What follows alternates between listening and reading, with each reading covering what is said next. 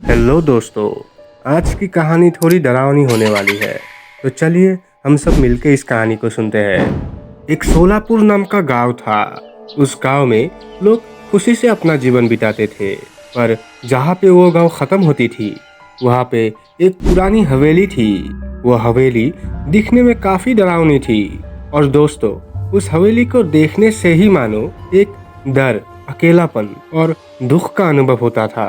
एक दिन राज नाम का एक लड़का उस गांव में आता है। वो असल में उसी गांव से था, लेकिन वो 8 साल से बाहर देश में पढ़ रहा था। 8 साल बाद जब वो घर लौटता है तब उसे बहुत खुशी होती है।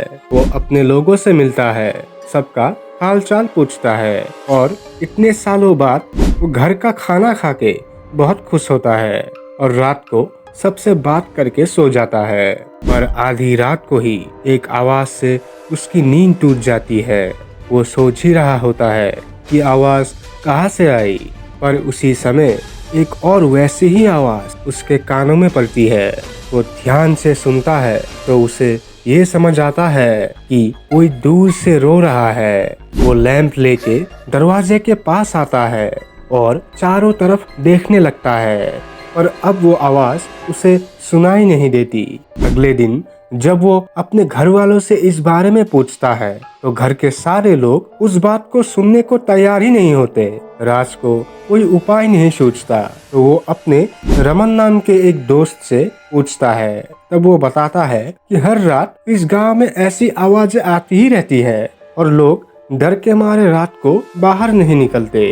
राज जब उसे ये पूछता है कि ये आवाजें कहाँ से आती है, तब रमन उस हवेली की तरफ उंगली दिखाता है। दोस्तों, ये बात तो जाहिर सी है कि रमन उस हवेली के बारे में कुछ ऐसा जानता था जो राज नहीं जानता था। राज बोलता है कि ये कैसे हो सकता है, कल मैं जब उस रास्ते से आ रहा था तब वो हवेली मैंने देखी थी। वो हवेली तो किसी के रहने लायक है ही नहीं, तो वहाँ से आवाज कैसे आ सकती है। रमन बिल्कुल चुप था और रमन के ये हाव भाव देख के राज भी वहाँ से चला गया। उस रात राज बस उस हवेली के बारे में ही सोचता रहा। वो सोच ही रहा होता है कि तभी उसके कानों में वो आवाज फिर से गूंजती है। इस बार आवाज सुनते ही राज के मानो रोंगटे खड़े हो गए हो। वो किसी तरह हिम्मत जुटा के दरवाजे के पास गया और वो आवाज ध्यान से सुनने लगा। वो आवाज ऐसी थी मानो जैसे कोई बहुत बुरी तरीके से रो रहा हो। और जब राज वो आवाज ध्यान से सुनता है तब उसे सही में ऐसा लगता है कि वो आवाज उसी हवेली की तरफ से आ रही है। वो हिम्मत जुटा के सोचता है कि आज देख के ही आते हैं कौन हर रात उस हवेली में रोता रहता है। वो हाथ में लैंप लेके घर से उस हवेली की ओर निकल पड़ता है। वो किसी तरह हवेली के पास पहुंचता है और बड़ी हिम्मत जुटा के उस हवेली का दरवाजा खोलता है। दरवाजा खुलते ही एक ठंडी हवा राज को छू कर जाती है।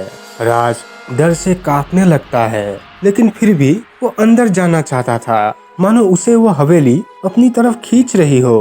वो अंदर जाता है। जाते ही उसे वहाँ किसी के होने का एहसास होता है। तभी उसे एहसास होता है कि कोई उसके पीछे खड़ा है और उसे घूरे जा रहा है। राज की हालत अब बहुत खराब हो चुकी थी। उसके पैर कांप रहे थे। वो पीछे देखने की हिम्मत ही नहीं कर पा रहा था और मानो वो पीछे खड़ा डरावना साया ये चाहती थी कि राज पीछे देख ले। तभी राज को कान में एक बहुत डरावनी और खौफनाक आवाज सुनाई देती है। ये आवाज सुनते ही राज इतना डर जाता है कि डर के मारे इतना कांपता है कि खड़ा भी नहीं रह सके। उसी वक्त वो वहीं पे गिर जाता है और बेहोश होने ही वाला होता है। तभी उसे एक आवाज आती है,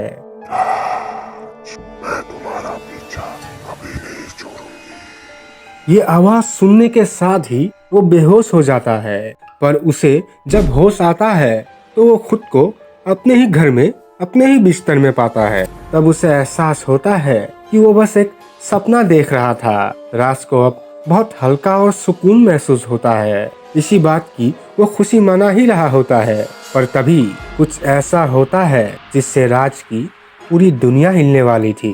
उसके फोन में एक अननोन नंबर से टेक्स्ट मैसेज आता है जिसमें लिखा होता है, राज, मैं तुम्हारा पीछा अभी नहीं छोड़ूंगी। ये आवाज सुनते ही राज एकदम से डर जाता है। वो अपने बेड से उठता है और जिसमें लिखा होता है,